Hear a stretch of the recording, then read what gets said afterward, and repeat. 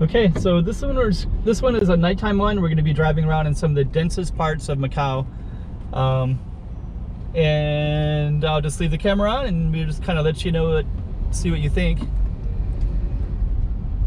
And I'll probably kind of I'll tell you a little bit of what's going on too. A lot of people walking around. I'll tell you about that too. Whew, it's going to be interesting. Densest part of the city at nighttime in Macau. Stay tuned.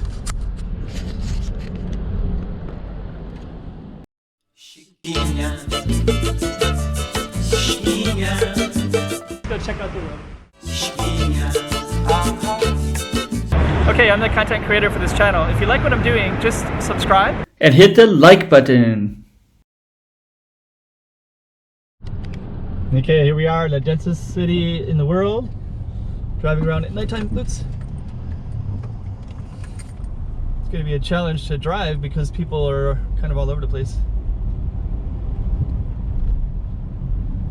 I got my lights on and my headlights on, so that person decided to, that's pretty common actually. It's really common for people to just kind of walk out into the street, or the motorbikes in particular, they kind of do whatever they want to do. So they'll go around you, and so yeah, I had my headlights on and the car is definitely running, and he decided to park directly in front of me.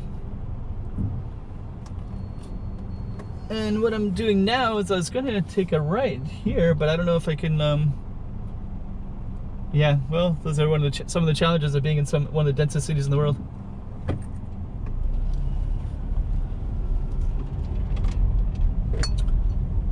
So a lot of people are looking for parking because it's after 10 o'clock at night. It's a Wednesday right now, and it's 10:16, and any parking you can get at this time, it's free until 9 in the morning. So so you're probably not going to find parking, but in the daytime it's usually 2 hours, sometimes 1 hour. Okay, let's see.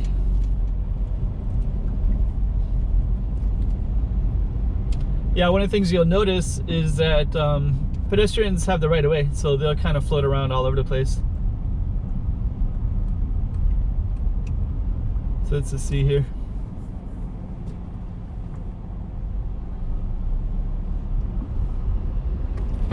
Okay, to the left of me is a market. It's probably closed by now, but it's a big marketplace. And I think what I'm going to do is kind of navigate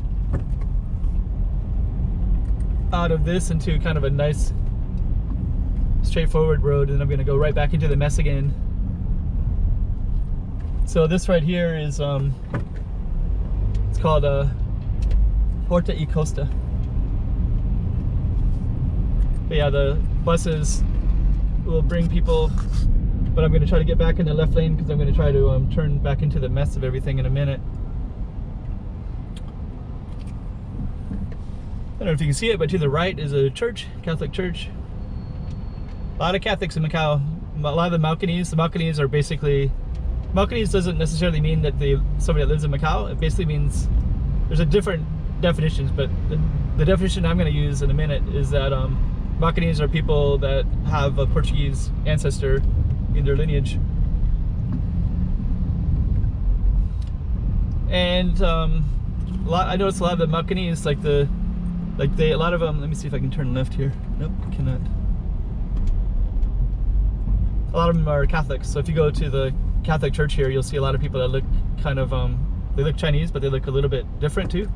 Like they might have some Portuguese ancestry in them, and they probably do. To the right is a red market. Yeah, actually we're going to be, we're kind of on the main streets right here, so I wasn't planning to do that, but that's kind of what happened. I was going to get right into the density of what we just came out of, but I definitely will get back into that. But right now I'm kind of at a lot of interesting areas. In Macau there's a lot of stuff that's worth seeing.